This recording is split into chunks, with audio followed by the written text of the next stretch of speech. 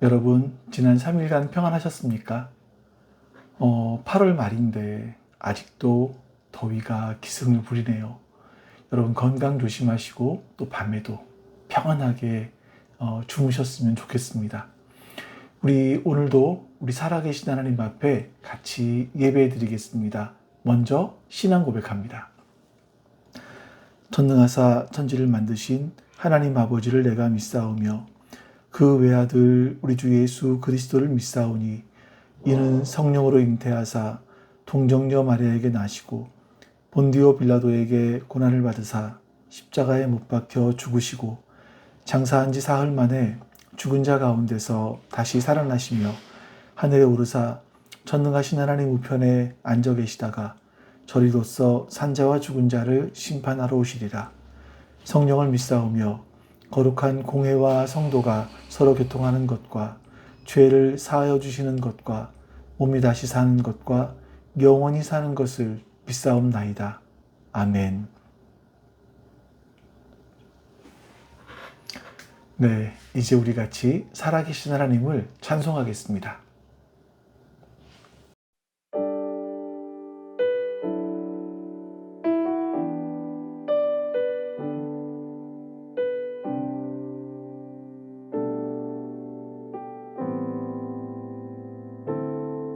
당신의 시간을 뚫고 이 땅 가운데 오셨네.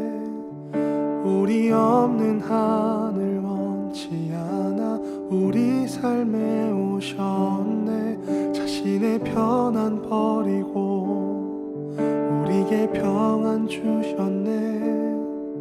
가장 낮은 자의 모습으로 우리 삶에 오셨네.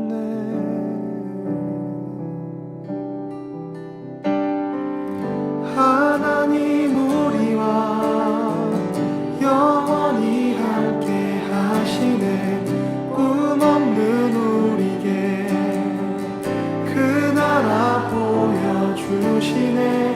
연약한 자들의 친구가 되어주시고 힘없는 우리의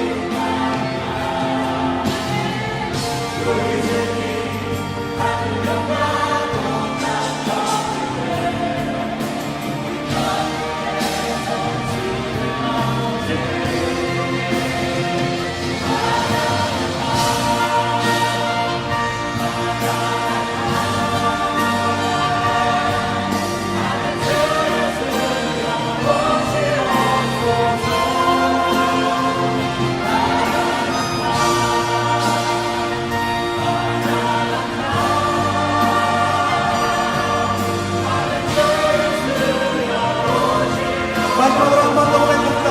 마라나타.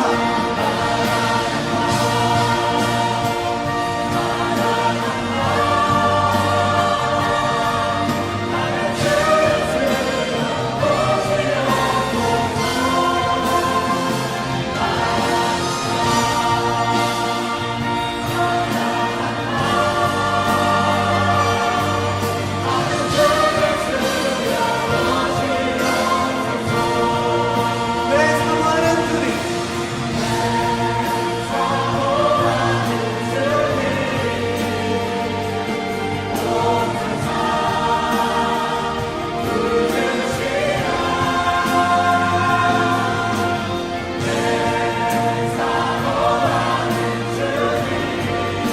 영광의 왕이시다. 주님만 따라갑니다. 한 번 더 내 사랑하는 주님.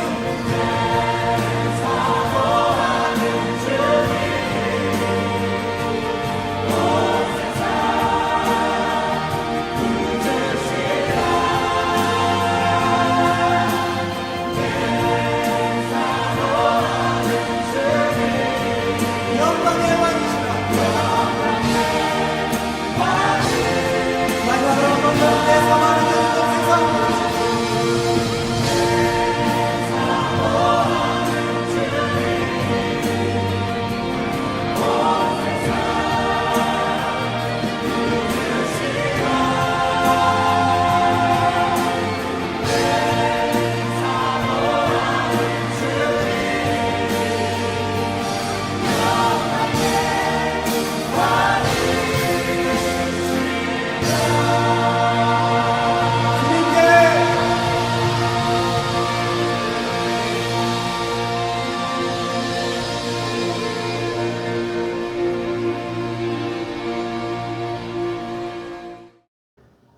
이제 오늘 예배를 위해서 옆에 기도 제목을 보시면서 우리 같이 기도합니다. 아버지 하나님 감사합니다. 선하신 주님께서 오늘도 우리와 함께 해주시옵소서. 우리에게 주님의 은혜를 허락하여 주시옵소서. 아버지 하나님, 말씀 앞에 집중하지 못하는 저를 주님 용서해 주시고, 그동안 너무나 큰 여러 가지 것들로 말미암아 생각이 하나님으로부터 말씀을 여호와께 그런 생각도 듭니다. 주님, 오늘 저를 붙드셔서 제가 말씀 앞에 서게 해주시고 그 말씀을 저를 붙잡아 여호와께 돌아가자. 우린 넘어져도 그 사랑 영원하네.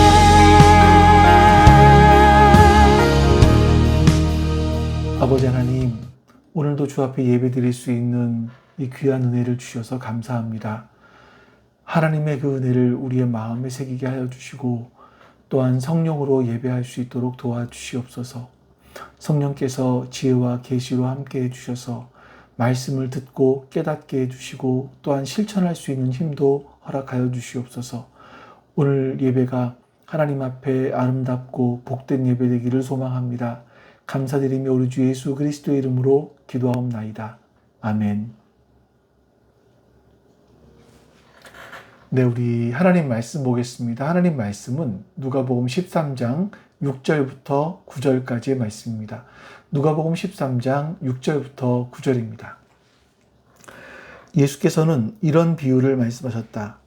어떤 사람이 자기 포도원에다가 무화과 나무를 한 그루 심었는데 그 나무에서 열매를 얻을까 하고 왔으나 찾지 못하였다. 그래서 그는 포도원 지기에게 말하였다. 보아라, 내가 새해나 이 무화과 나무에서 열매를 맺을까 하고 왔으나 열매를 본 적이 없다. 찍어버려라. 무엇 때문에 땅만 버리게 하겠느냐. 그러자 포도원 지기가 그에게 말하였다. 주인님, 올해만 그냥 두십시오. 그 동안에 내가 그 둘레를 파고 거름을 주겠습니다. 그렇게 하면 다음 철에 열매를 맺을지도 모릅니다. 그때 가서도 열매를 맺지 못하면 찍어 버리십시오. 아멘. 우리는 이 세상을 살아가면서 우리의 이성으로는 이해되지 않는 그런 일들을 종종 만나게 됩니다. 특별히 이런 세상에서 일어나고 있는 끔찍한 재난, 또 가슴 아픈 사건, 사고들, 이런 소식을 들을 때마다 우리 마음속에 왜라는 질문이 들죠. 왜 저런 끔찍한 일이 일어났을까? 왜 저 어린아이에게 저런 고통이 찾아왔을까? 이런 질문 말입니다. 인간들은 이제 본능적으로 눈앞에 벌어진 어떤 비극적인 상황들을 봤을 때 그 이유를 찾으려고 애를 쓰죠. 근데 그 중에서 이제 가장 사람들이 손쉽게 그 문제를 이해할 수 있는 방법은 바로 인과응보. 원인이 있으니까 결과가 있을 것이다 라는 논리를 그 사건에 적용을 하는 겁니다. 그래서 희생자들을 보면서 혹시 저들은 다른 사람이 알지 못하는 더 악한 죄를 지었기 때문은 아닐까? 이런 생각들을 하기도 하는 겁니다. 이제 그렇게 해야만 나는 저들처럼 살지 않으면 안전할 수 있어. 나는 저렇게 살지 않으면 내 안전은 보장될 수 있어 라는 그런 안도감을 얻을 수 있기 때문일 겁니다. 이건 이제 지난주에 서론으로 드린 말씀인데, 지난주에 보았던 누가복음 13장 1절에서 5절까지 말씀에 보면 예수님 당시에도 똑같은 생각을 하고 있었던 것 같습니다. 하루는 어떤 사람들이 예수님께 와서 예수님께 와서 충격적인 사건 한 가지를 이야기합니다. 그러니까 당시 유대를 통치하던 로마의 총독이었던 본디오 빌라도가 그 성전에서 제사를 드리던 갈릴리 출신의 순례자들을 잔인하게 학살합니다. 그리고 그 피를 제물의 피와 섞어버리는 그런 아주 참담한 사건이 벌어지죠.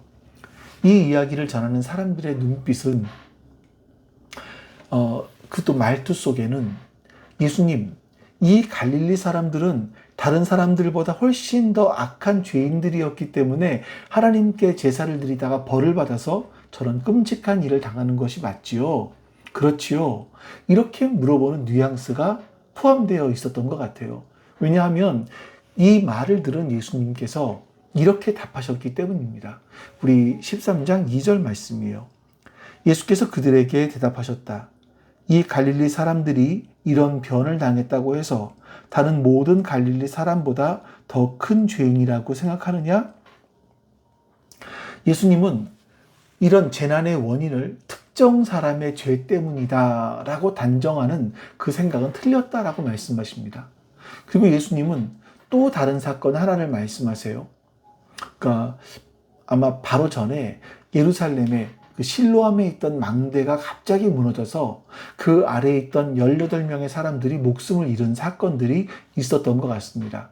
이거는 이제 정치적인 학살은 아니고 안전사고잖아요. 우리도 지금 겪을 수 있는 그런 재난과 같은 그런 일들이겠죠. 그때 예수님이 또 한 번 더 물으세요. 4절 말씀. 또 실로암에 있는 탑이 무너져서 치어 죽은 18사람은 예루살렘에 사는 다른 모든 사람보다 더 많은 죄를 지은 사람이라고 생각하느냐? 그러니까 예수님은 이 재난이나 사고가 특정인의 죄에 대한 하나님의 징벌이다 라고 생각했던 당시 사람들의 통념을 정면으로 반박하시는 그런 말씀이었던 겁니다. 이제 그러면서 완전히 새로운 관점, 우리가 주목해야 될 진짜 핵심적인 말씀을 하시는데, 예수님은 앞에 사건과 또 뒤의 사건 두 가지를 똑같이 말씀을 하세요. 3절과 5절 말씀입니다. 그렇지 않다. 내가 너희에게 말한다. 너희도 회개하지 않으면 모두 그렇게 망할 것이다. 예수님은 이 두 가지, 이 비극적인 사건을 통해서 우리 모두가 예외 없이 하나님의 공의로운 심판 아래 놓인 죄인이라는 것을 말씀하시는 겁니다. 타인을 향해서 그들을 판단하고 그들을 정죄했던 그 문제들을, 그 시선들을 나 자신에게로 그 관심이 돌려지게 하신 거죠. 그리고 바로 이어서 예수님은 오늘 본문에 열매 맺지 못하는 무화과 나무의 비유를 말씀하신 겁니다. 이 비유는 회개하지 않는 사람들에게 결국 임하게 될 하나님의 공의, 그리고 그럼에도 불구하고 우리에게 회개를 주시는 그 하나님, 끝까지 참으시는 그 하나님의 자비로운 마음에 대해서 가장 완벽하게 설명하고 있는 그런 말씀이라고 할 수 있을 것 같습니다.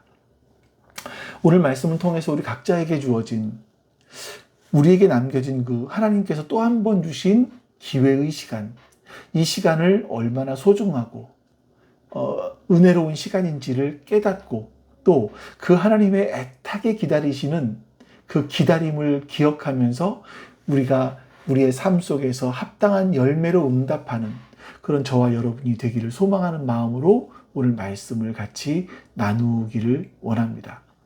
자, 본문 6절 말씀은 이렇게 시작을 합니다. 예수께서는 이런 비유를 말씀하셨다. 어떤 사람이 자기 포도원에다가 무화과 나무를 한 그루 심었는데 그 나무에서 열매를 얻을까 하고 왔으나 찾지 못하였다. 아멘. 자, 이 말씀의 배경은 포도원입니다. 그런데 이 주인이 포도원에다가 당연히 심어야 될 포도나무가 아니라 무화과 나무 한 그루를 심었다라고 말씀하는 거죠. 여러분, 이것은 단순한 묘사가 아닙니다. 이 무화과 나무가 받고 있는 아주 특별한 대우, 그리고 기대, 이런 걸 상징적으로 보여주기 위한 어떤 장치인 거죠. 성경에서는요, 성경에서 포도원은 보통 하나님의 특별한 사랑, 그리고 하나님의 특별한 보호하심, 그리고 하나님의 특별한 보호하심을 받는 이스라엘 백성들, 그리고 오늘날의 교회들을 상징합니다. 이사야서 5장에 보시면 하나님께서 극상품 포도나무를 심기 위해서 직접 땅을 파고 돌을 제거하고 환경을 만드신 다음에 만들어 놓으신 그런 이야기가 나오죠. 즉 포도원은요, 주인의 가장 큰 관심, 정성이 담긴 아주 좋은 그런 땅이라고 말할 수 있을 겁니다. 자, 근데 반대로 이제 무화과 나무는 좀 달라요. 이 중동 지역에서 무화과 나무는 생명과 풍요, 평화와 안식을 상징하는 아주 귀하고 사랑받는 그런 나무였었습니다. 근데 이 나무는 보통 척박한 땅에 심어요. 그래도 잘 자랍니다. 보통 1년에 2번씩이나 열매를 맺는, 그래서 가난한 사람들의 허기진 배를 채워주는 아주 고마운 식량이기도 하고요. 또 지친 나그네에게 위로를 주는 과일이기도 하고요. 때로는 종기를 치료하는 약재로 쓰이기도 했던 아주 유용한 나무였었습니다. 근데 그 무화과 나무가 아주 기름진 포도나무를 심는 포도원에 심겨졌다라고 말씀하시는 거예요. 주인은요, 아마 그 척박한 땅에 심겨진 것보다 더 풍성한, 더 특별한 수확을 기대하면서 가장 좋은 그런 땅인 포도원 한복판에 그 무화과 나무를 심었던 것 같습니다. 그리고 각별한 애정을 가지고 정성껏 키웠겠죠. 자, 말하자면 이 무화과 나무에게 최고의 환경, 최상의 조건을 아낌없이 제공해 준 겁니다. 자, 그런데 문제가 하나 발생했습니다. 주인이 때가 되어서 열매를 구하려고 왔습니다. 근데 아무것도 얻지를 못하였다라고 말합니다. 그 주인이 실망한 나머지 7절에서 이렇게 말합니다. 그래서 그는 포도원 지기에게 말하였다. 보아라, 내가 새해나 이 무화과 나무에서 열매를 얻을까 하고 왔으나 열매를 본 적이 없다. 찍어버려라. 무엇 때문에 땅만 버리게 하겠느냐. 자, 여러분, 주인의 이 말이 너무나 가혹하고 성급한 것처럼 보여지십니까? 하지만 사실 이 주인은요, 굉장히 오래 참아준 겁니다. 당시 유대 율법에 의하면요, 이제 레위기 19장 같은 데를 보시면 과일나무를 심고 첫 3년 동안은 열매를 부정한 열매라고 얘기를 해요. 부정하다고 얘기를 해요. 그래서 먹지 않습니다. 그 4년째 열리는 열매를 거룩한 열매다라고 해서 그 열매를 하나님께 제물로 바칩니다. 그리고 5년째에 가서야 비로소 주인이 그 열매를 먹거나 팔 수 있게 되는 거죠. 그러니까 이 주인이 내가 3년 만에 왔다라고 말하는 것, 3년을 기다렸다라고 말하는 것은요, 나무를 심은 지 3년이 됐다라는 그런 뜻이 아닙니다. 3년 된 어린 나무였다라는 게 아닙니다. 이 나무가 충분히 자라서 열매를 맺을 만한 기본적인 시간, 그런 시간이 지나고 4, 5년 정도가 지나고 나서 그 후에 또다시 3년이라는 시간들을 기다리고 또 와보았다라는 그런 얘기입니다. 와보고 또 와보고 기다리면서 또 와 주었다라는 얘기입니다. 최소한 10년은 걸리지 않았을까요? 근데 나무를 열매를 맺어야 될 그 나무가 열매를 맺지 못하고 아무런 소득이 없이 3년을 기다렸다. 이런 말씀을 하고 있는 겁니다. 주인의 마지막 말을 한 번 더 생각을 해보십시오. 주인이 뭐라고 말합니까? 무엇 때문에 땅만 버리게 하겠느냐. 이런 탄식, 이 아픔이 이 주인의 마음속에서 묻어납니다.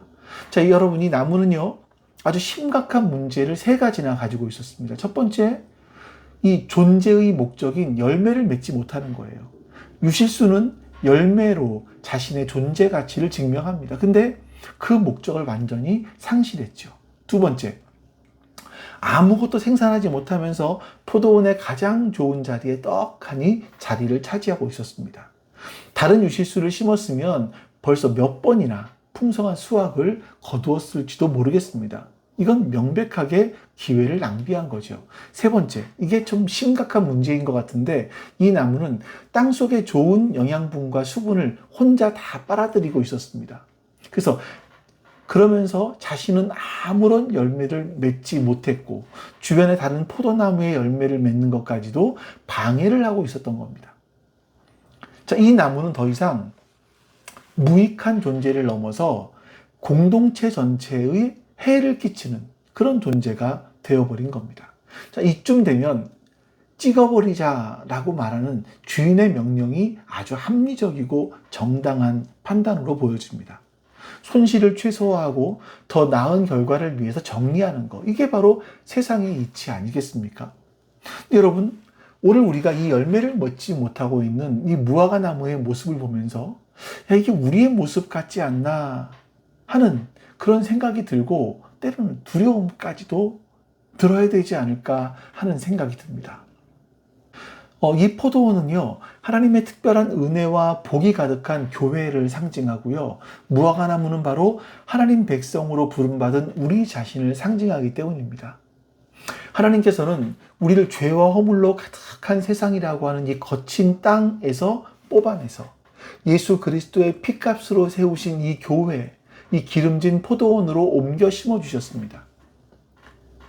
하나님은 예배를 통해서 우리에게 생명의 말씀을 공급해 주셨고, 기도를 통해서 하나님의 능력을, 하늘의 능력을 덧입게 하셨고요, 성도들과의 교제를 통해서 거룩한 사랑을 배우게 하셨습니다. 세상이 줄 수도 없고 세상은 알 수도 없는 이 온갖 좋은 것들을 아낌없이 부어주시면서 우리가 우리의 삶에서 아름다운 신앙의 열매를 맺기를 기다리고 또 기다려주셨던 겁니다. 하나님께서 우리에게 갈라디아서 5장에서 말하는 성령의 9가지 열매, 사랑과 희락과 화평과 오래 참음과 자비와 양성과 충성과 온유와 절제, 이 아름다운 우리 인격의 열매를 맺기를 기다리셨습니다. 그리고 우리의 변화된 삶을 통해서 아직 주님을 알지 못하는 사람들에게 그 사람들을 생명의 길로 인도하는 전도의 열매도 기다리고 계셨을 겁니다.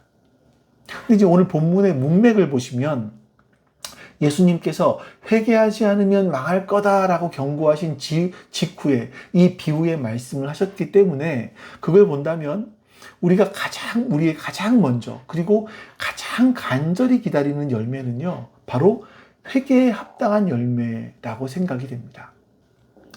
회개에 합당한 열매는요, 단순하게 우리가 죄를 뉘우치는 감정을 넘어서서 삶의 방향이 바뀌는 겁니다.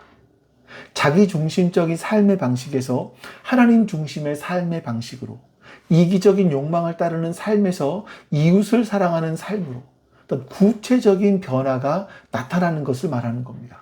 근데 만약에 우리가 그 모든 은혜를 누리고도 아무런 변화가 없이 여전히 세상적인 욕망과 미움과 불평의 가시나무, 가시덤불 이런 것만 무성하게 내고 있다면 주님께서 우리를 보시면서 얼마나 안타까워 하시겠습니까?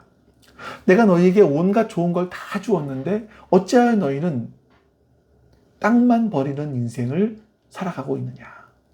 주님께서 이 아프게 우리를 바라보며 탄식하시고 계시는데 우리가 거기서 자유로울 수 있을까 하는 생각이 듭니다.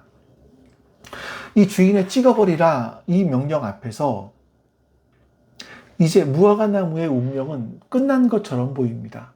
바로 그때 예상치 못한 한 사람이 나타납니다. 주인과 나무 사이에 가로막고 서서 간절히 호소하는 한 사람, 바로 포도원을 관리하는 포도원 직이었습니다. 우리 8절과 9절 말씀을 같이 보겠습니다. 그러자 포도원 직이가 그에게 말하였다. 주인님, 올해만 그냥 두십시오. 그동안에 내가 그 둘레를 파고 거름을 주겠습니다. 그렇게 하면 다음 철에 열매를 맺을지도 모릅니다. 그때 가서도 열매를 맺지 못하면 찍어 버리십시오. 여러분 한번 생각해 보십시오. 사실 이 포도원 직이야말로 열매 없는 무화과 나무를 보면서 가장 속상하고 가장 힘들었을 그런 사람이죠. 주인은 1년에 한 번, 두세 번 정도 왔을지 몰라요. 3년 동안 가끔씩 와서 열매가 열렸는지 확인을 했겠죠. 근데 포도원 지기는 매일같이 그 열매 없는 나무를 바라보아야 되지 않았겠습니까? 정성을 들여 가지를 치기도 하고 벌레를 잡아주기도 했을 거겠죠. 하지만 그 어떤 열매도 맺지 않는 이 나무를 볼 때마다 얼마나 속이 상하고 허탈했겠습니까? 어쩌면 주인보다 먼저 저 나무는 괜히 땅만 버리고 다른 나무에게 갈 영양분을 뺏어버리니 우리 저 나무를 차라리 베어버리는 게 낫겠습니다. 그리고 다른 나무를 심는 게 낫겠습니다. 라고 그런 간청을 주인에게 했을지도 모르겠습니다. 그 놀랍게 포도원 지기는 그렇게 말하지 않습니다. 그는 열매를 맺지 못하는 나무의 상태를 변호하거나, 아니 주인님, 원래 이 나무는 좀 늦게 열매를 맺는 품종이에요 라고 어설프게 핑계를 대지도 않았습니다. 찍어버리라, 이 주인의 진단이 지극히 옳다는 것을 그도 인정했습니다. 하지만 그 사람은 포기하지를 않았어요. 대신 그 자신의 모든 것을 걸고 한 가지 제안을 합니다. 주인님, 딱 한 해만 더 기회를 줘보시죠. 제가 이 나무를 좀 특별하게 관리하겠습니다. 굳어버린 땅을 좀 깊이 파서 부드럽게 만들어주고요. 거기다가 좋은 거름을 듬뿍 좀 주겠습니다. 제가 가진 모든 지식과 경험 그리고 모든 정성을 쏟아부어서 이 나무를 살려보겠습니다. 자, 그렇게 했는데도 내년에 열매가 열리지 않으면 그때 제 손으로 직접 찍어버리겠습니다. 이렇게 말하는 것이 아닌가 하는 생각이 들어요. 여기서 땅을 두루 판다. 이건 나무 주변에 있는 굳어버린 땅을, 그러니까 쇠스랑 같은 걸로, 쇠고랑 같은 걸로, 괭이 같은 걸로 깊게 갈아 엎었다라는 뜻이고요. 그래서 뿌리가 제대로 숨을 쉬게 해주고 물과 영양분이 원활하게 흡수될 수 있는 그런 길을 열어주었다라는 그런 겁니다. 그러니까 여러분 곡괭이질을 해보신 분들은 아시겠지만 이 고된 작업이죠. 그리고 거름을 주었다라고 하지 않습니까? 이 거름은 사실 다 분뇨를 말하는 걸 거예요. 냄새나고 더러운 분뇨. 근데 이 생명의 근원인 뿌리에 직접 부어 주었다라는 거죠. 가장 낫고 가장 천하고 가장 헌신적인 방법으로 나무에 새로운 생명을 불어넣겠다라는 겁니다. 포도원 지기는요, 지금 자신의 모든 것을 걸고 이 쓸모없는 나무를 위해서 탄원하고 있는 거예요. 자신의 수고와 땀, 심지어 자신의 평판까지도 담보로 잡히면서 말이죠.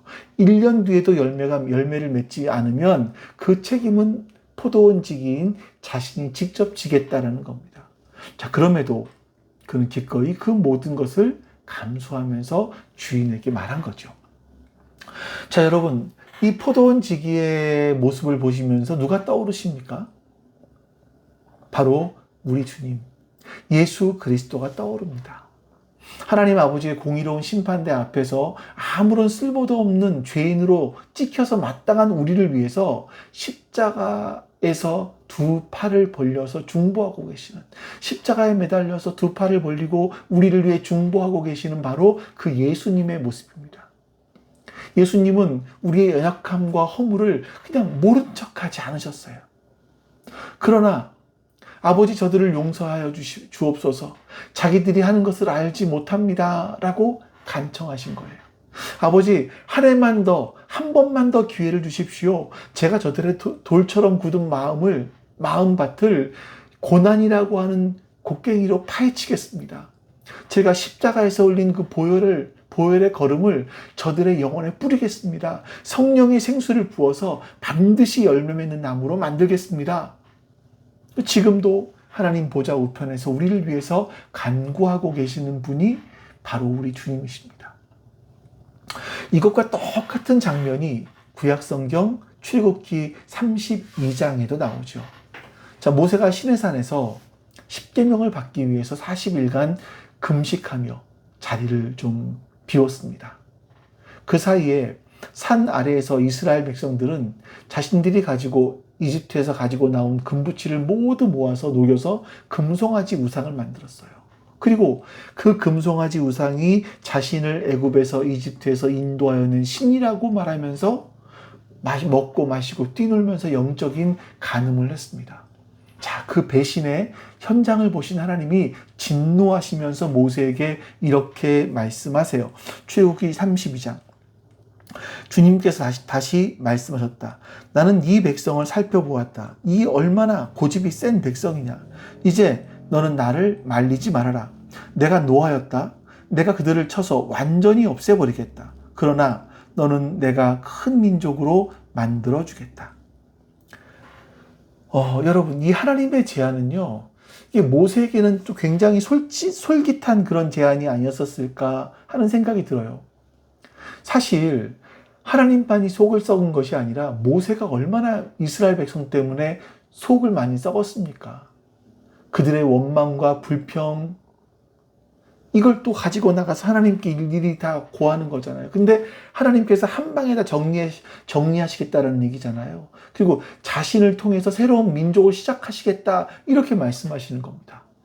자, 근데 여러분, 이 모세는요, 하나님의 제안을 거절하고 땅에 엎드립니다. 그리고 백성을 위해서 간절히 기도합니다. 제발 진노를 거두어 주십시오. 그리고 하나님께서 직접 아브라함과 이삭과 야곱에게 약속하신 그 언약을 기억해 주십시오. 기도해요. 그리고 산에서 내려와서 백성들의 이 끔찍한 범죄의 현장을 목격한 다음에 다시 산에 올라가서 하나님 앞에 이렇게 부르짖습니다. 이 기도는요, 인간이 했던 가장 위대한 중보의 기도가 아닌가 하는 생각이 들어요. 32장 31절 32절. 모세가 주님께 돌아와서 아뢰었다. 슬픕니다. 이 백성이 금으로 신상을 만들므로써 큰 죄를 지었습니다. 그러나 이제 주님께서 그들의 죄를 용서하여 주십시오. 그렇게 하지 않으시려면 주님께서 기록하신 책에서 저의 이름을 지워 주십시오. 여러분, 이것이 바로 중보자의 마음입니다. 백성의 죄를 자신의 죄로 끌어안는 겁니다. 그리고 백성들이 이제 죽음 앞에 나아가게 될 것인데 그 자리에 자신의 생명을 내놓겠다고 고백하는 거죠. 백성을 향한 사랑인 겁니다. 근데 우리 주님께서는요, 이 모세는 말로만 중보했지 않습니까? 하나님이 용서해 주셨어요. 근데 주님께서는 우리를 대신해서 생명책에서 자신의 이름을 지워버리는 길, 바로 저주를 받으시고 수치를 당하시고 바울의 고백처럼 저 지옥에까지 내려가시는 그 십자가의 길을 묵묵히 걸어가셨습니다. 예수님은요, 우리 인간들의 모든 죄값을 대신 다 치르시고 우리에게 올해만 그냥 주십시오, 한 해만 더 기다려 주십시오 하는 그런 기회의 선물을 주셨습니다. 이 하나님의 오래 참으시는 은혜를 누구보다 뼈저리게 경험한 사람이 바로 사도 바울이죠. 바울은 젊은 시절에 예수 믿는 사람들을 잡아서 가두고 죽이는 일에 누구보다 앞장섰던 사람입니다. 그래서 그는 자신을 가리켜서 비방자요, 박해자요, 폭행자였다 이렇게 고백을 해요. 말로 하나님을 모독하는 비방자이고 행동으로 교회를 핍박하는 박해자였고 폭력으로 성도들을 괴롭혔던 폭행자였다라고 말하는 겁니다. 그런 자신을 향해서 그는 죄인 중에 내가 괴수입니다, 이렇게 말을 합니다. 세상의 모든 죄인들을 한 줄로 쭉 세우면 자신이 제일 첫 번째 자리에 서 있는 죄인 중에 대표 선수였다라는 처절한 고백인 거예요. 자기 열매가 없는 정도가 아니라 자신은 주변의 다른 생명들을 해치는 독을 뿜어내는 가시나무와도 같았다, 그들을 찌르는 가시나무와도 같았다, 그런 인생이었다라고 고백하는 겁니다. 그런 그가 어떻게 복음의 사도가 될 수 있었는지 디모데전서 1장 16절에서 그 비밀을 이렇게 고백을 하는데요. 그러나 하나님께서는 나에게 자비를 베푸셨습니다. 그 뜻은 그리스도 예수께서 끝없이 참아주심의 한 사례를 먼저 나에게 드러내 보이심으로써 앞으로 예수님을 믿고 영생을 얻으려고 하는 사람들의 본보기로 삼으시려는 것입니다. 바울은요, 자기의 인생 역전 드라마와 같은 이 사건에 대해서 하나의 단어를 이야기합니다. 그것은 그리스도께서 끝없이 참아주심으로 이렇게 이야기를 하죠. 예수님께서 자기를 끝없이 정말 한계가 없을 정도로 오래 참아주셨다라는 겁니다. 영어 성경은 이 부분을 가리켜서 무제한적인 인내라고 번역을 했어요. 한계가 없는 하나님의 기다림이 사울이라는 이 가시나무, 사람들을 찌르고 죽였던 이 가시나무를 바울이라고 하는 풍성한 열매를 맺는 나무로 바꾸어 놓으셨던 겁니다. 여러분, 이게 바울만의 고백이겠습니까? 믿음의 조상 아브라함부터 시작을 해서 하나님의 마음에 합했던 다윗, 예수님의 수제자였던 베드로, 모두 넘어지고 실패했던, 배신했던 그런 사람들입니다. 그러나 하나님은 그들을 포기하지 않으시고 오래 참고 기다려주셨습니다. 끝까지. 그리고 그 기다림 속에서 그들이 위대한 믿음의 거목으로 자랄 수 있었던 거죠. 그리고 오늘 그 하나님의 무제한적인 인내와 기다림은요, 바로 저와 여러분을 향하고 있습니다. 우리가 지금껏 살아온 모든 날들, 오늘 이 아침에 눈을 뜨고 숨을 쉬며 이렇게 예배 자리에 앉아있는 이 순간까지 하나님께서 우리에게 허락하신 또 다른 일련이 있었기 때문이라는 사실을 여러분 기억하셔야 합니다. 몇 년 전에 언론을 통해서 소개되었던 많은 사람들에게 감동을 주었던 사진이 하나 있습니다. 보시죠. 경기도 용인에 있는 제1초등학교라고 하는 작은 시골 학교에 가을 운동의 날이었습니다. 그 학교 6학년에 기국이라는 친구가 있었는데요. 이 기국이는 연골이 자라지 않는 희귀병을 앓고 있었어요.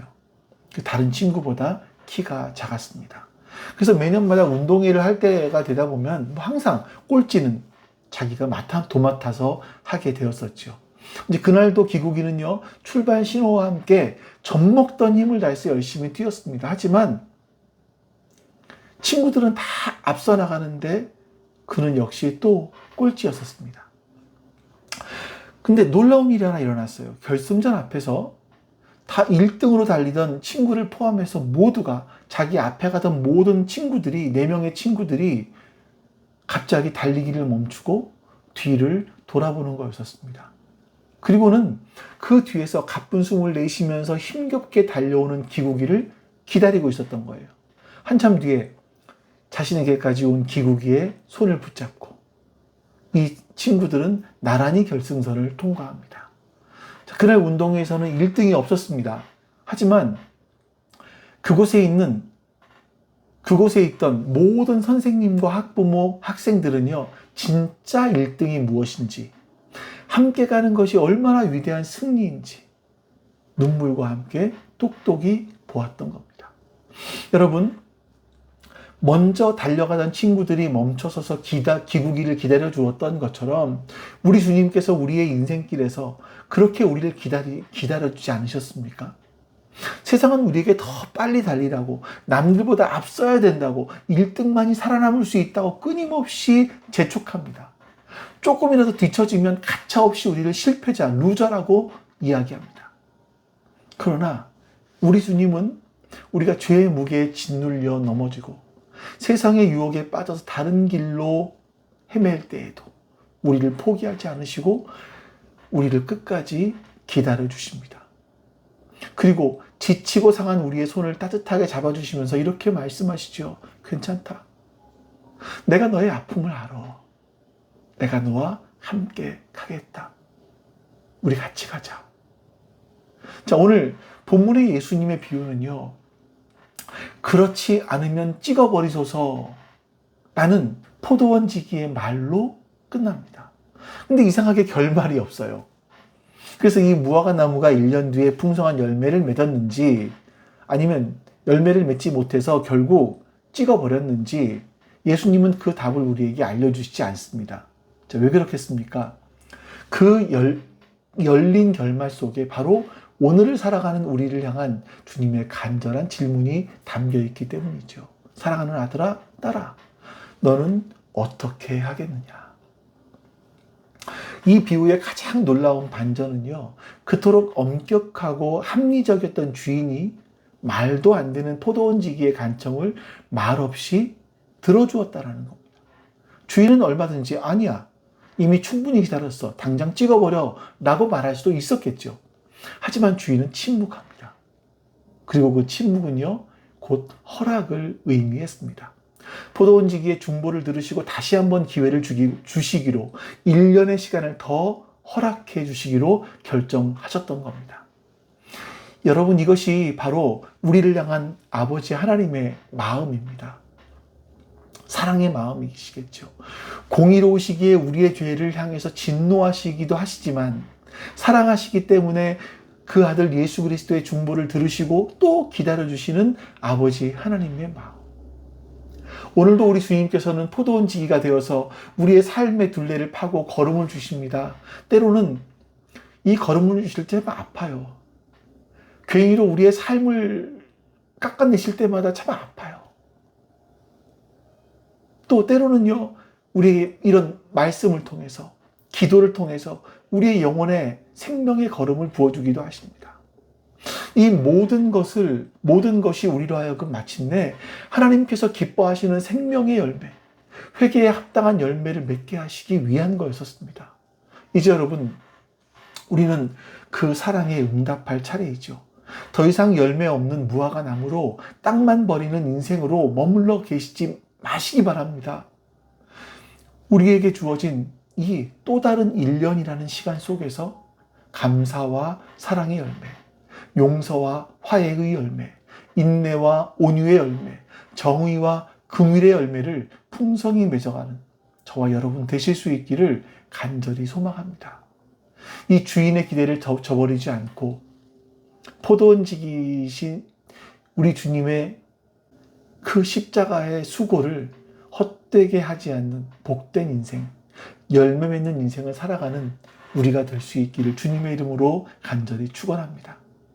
우리 같이 이 시간 오늘 하나님께서 우리에게 주신 말씀을 기억하면서 우리 기도하겠습니다. 우리 기도합니다.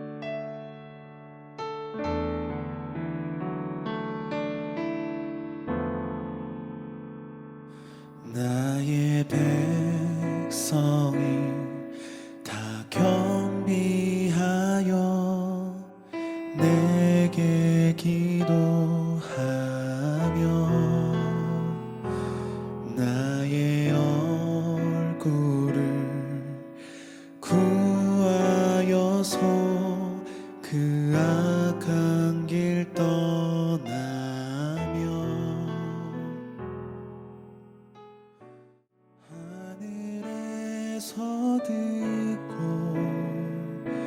죄를 사하며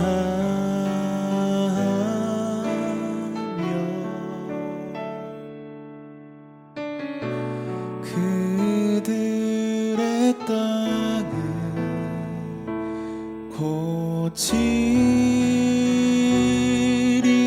고치리라. 아버지여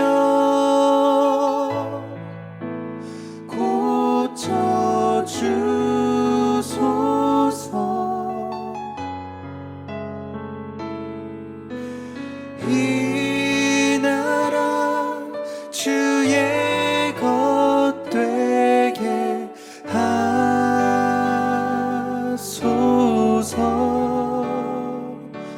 주 하나님 간절히 기도하오니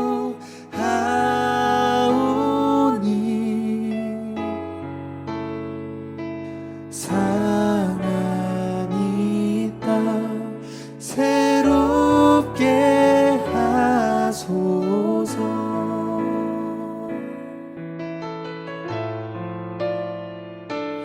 무릎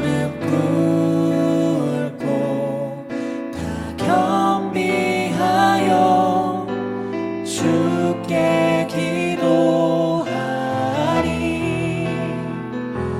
주의 얼굴을 구하여서 그 악한 길 떠나리.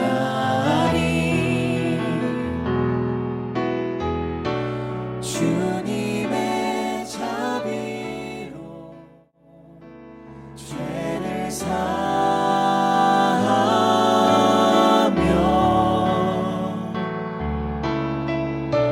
주님의 자비로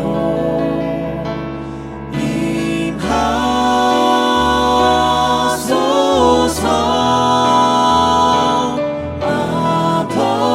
아버지여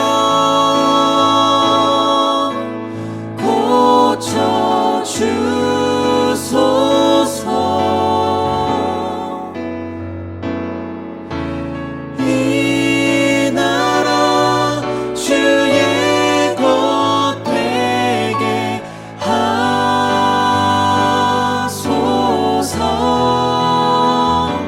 주 하나님 간절히 기도하오니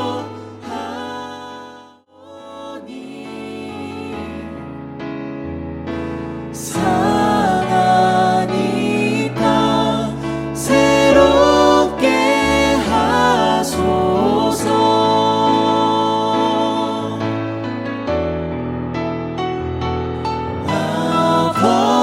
아버지여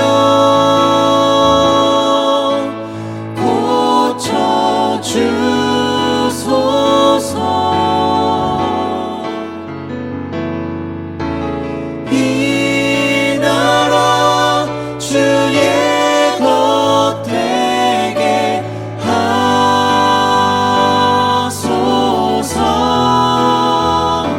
주 하나님 간절히 기도하오니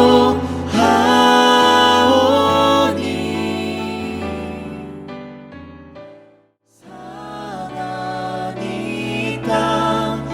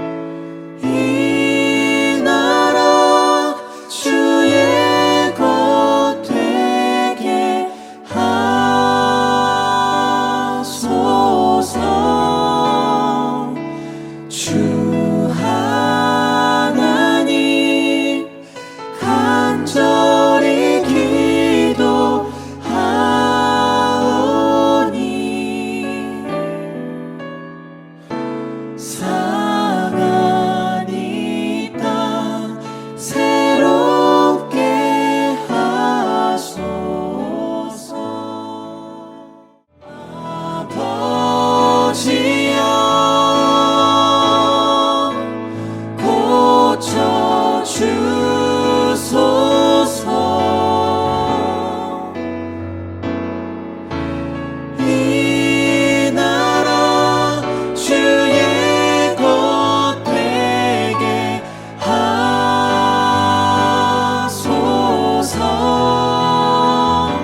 주 하나님 간절히 기도하오니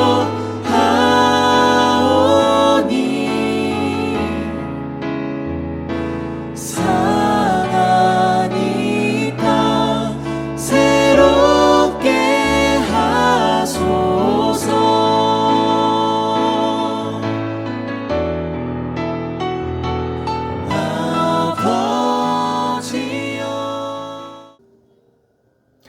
아버지 하나님, 오늘도 우리에게 말씀을 주시니 감사합니다. 그 말씀이 우리의 영의 양식이 되게 해주시옵소서. 그 말씀이 우리의 영의 양식이 되어서 우리를 살리고, 우리를 변화시키고, 우리를 결국 하나님의 사람이 될 수 있도록 도와주시옵소서. 예수님께서 지금도 걸음을 주시고 우리에게 생명을 주시는데 우리가 언제까지 땅만 버리면서 그대로 있겠습니까? 주님, 우리에게 더욱더 큰 은혜를 주셔서 우리가 살아나게 해주시고 우리의 삶 속에 열매를 맺을 수 있도록 도와주시옵소서. 감사드리며 우리 주 예수 그리스도의 이름으로 기도하옵나이다. 아멘. 하늘에 계신 우리 아버지여, 이름이 거룩히 여김을 받으시오며 나라가 임하시오며 뜻이 하늘에서 이루어진 것 같이 땅에서도 이루어지이다. 오늘 우리에게 일용할 양식을 주시옵고 우리가 우리에게 죄 지은 자를 사하여 준 것 같이 우리 죄를 사하여 주시옵고 우리를 시험에 들게 하지 마시옵고 다만 악에서 구하시옵소서. 나라와 권세와 영광이 아버지께 영원히 있사옵나이다. 아멘.